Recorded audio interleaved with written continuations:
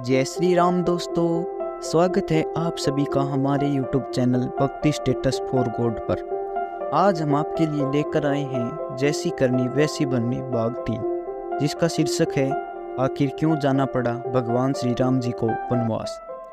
रामायण की सबसे बड़ी घटना श्री राम के वनगमन की ही है। आपने रामायण पर आधारित बहुत से धारावाहिक देखे होंगे, वह पुस्तकें भी पढ़ी होंगी, जिनमें राम जी के वनवास का कारण माता कैकेयी की जिद को बताया गया है। अयोध्या में जब राम राज्याभिषेक की तैयारियां चल रही थी, उस समय भरत व शत्रुघ्न अपने नन्हियाल कैकेयी देश में गए हुए थे। श्री राम राजा दशरथ के ज्येष्ठ पुत्र व सर्वगुण संपन्न थे, इसलिए उन्हें सर्वसम्मति से राजा बनाया जा रहा था। किंतु रानी कैकेयी की कुटिल बुद्धि वाली दासी मंथरा उन्हें उल्टी पट्टी पढ़ाती है और कहती है कि राज्य श्री राम जी की बजाय भरत को मिलना चाहिए। रानी कैकेयी उसकी बातों में आकर पुत्र मोह में अंधी हो जाती है। वह मंथरा की बात से सहमत तो थी, परंतु वह कहती है कि महाराज मेरी बात कैसे मानेंगे। तब मंथरा उन्हें राजा दशरथ द्वारा देवासुर संग्राम में दिए गए 2 वरदान की याद दिलाती है। उस संग्राम में राजा दशरथ देवताओं की तरफ से युद्ध में शामिल हुए थे तथा युद्ध कला प्रवीण रानी कैकेयी उनके सारथी के रूप में युद्ध कर रही थी। उस समय राजा दशरथ के रथ के पहिए की कील निकल गई थी।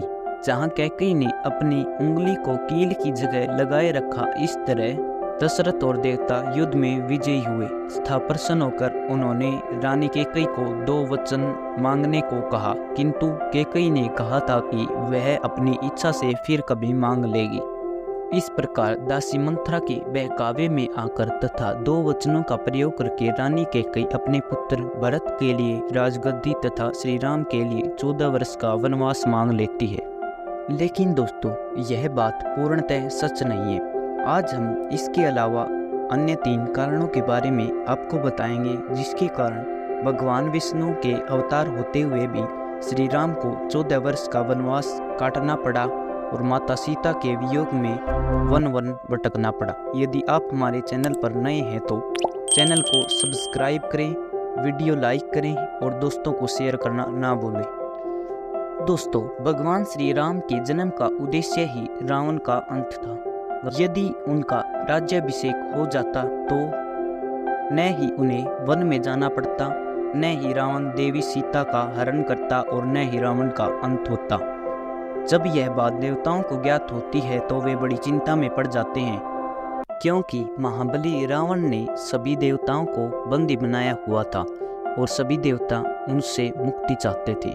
इसी कड़ी में देवी सरस्वती रानी कैकेयी की दासी मंथरा की जीवा पर विराजमान होती है तथा कैकेयी को स्वार्थ की पट्टी पढ़ाकर पुत्र मोह में फंसा देती है। इस प्रकार श्री राम जी को वनवास मिलता है और रावण का अंत होता है। भगवान श्री राम के वनवास का अन्य कारण यह भी था कि एक समय देवऋषि नारद एक सुंदर स्त्री पर मोहित हो जाते हैं। उससे विवाह की इच्छा प्रकट करते हुए वे श्री विष्णु जी के पास जाते हैं और कहते हैं कि मुझे हरि के समान रूपवान बना दे। लेकिन विष्णु भगवान हरि का अलग अर्थ समझते हैं। हरि का अर्थ वानर भी होता है और भगवान विष्णु भी। वे नारद जी को वानर का रूप प्रदान कर देते हैं। वानर का रूप प्राप्त करने के बाद उनका विवाह उस स्त्री से नहीं हो पाता, इसलिए देवऋषि नारद क्रोधित हो जाते हैं और भगवान विष्णु को श्राप देते हैं कि उनको भी लक्ष्मी के वियोग में वन वन भटकना पड़ेगा और एक वानर के द्वारा ही उनका मिलन करवाया जाएगा। दोस्तों, अब तक आपने श्री राम जी के वनवास के 3 कारण जाने। आइए अब हम आपको जैसी करनी वैसी बननी को सिद्ध करने वाली घटना बताते हैं, जिसके कारण श्री राम को वनवास जाना पड़ा और आप में से अधिकतर लोग यह बात नहीं जानते होंगे।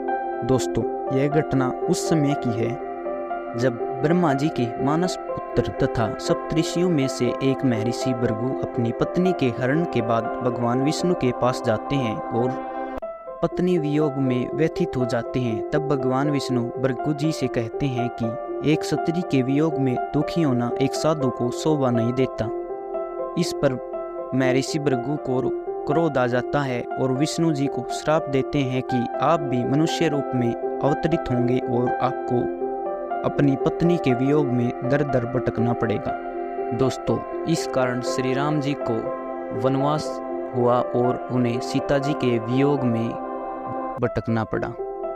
दोस्तों, अब तो आप जान गए होंगे कि मनुष्य जैसा कर्म करता है उसको वैसा ही फल मिलता है। हालांकि श्री राम स्वयं भगवान थे, वे चाहते तो सब कुछ बदल सकते थे, किंतु उन्होंने जैसी करनी वैसी भरनी का आदर्श स्थापित करते हुए मनुष्य जीवन के अनेक कष्टों को झेला। क्योंकि इस संसार में श्रेष्ठ पुरुष जैसे आचरण करते हैं, अन्य व्यक्ति भी उसी का अनुसरण करते हैं। इसलिए दोस्तों, हमें हमेशा अच्छे कर्म करते रहना चाहिए, क्योंकि हमें अपने कर्मों का फल कभी न कभी तो अवश्य भोगना होता है। ऐसी ही रोचक जानकारी के लिए हमारे भक्ति स्टेटस फॉर गुड चैनल को सब्सक्राइब करें। वीडियो अच्छी लगी हो तो लाइक करें और कमेंट में जय श्री राम अवश्य लिखें। Thanks for watching.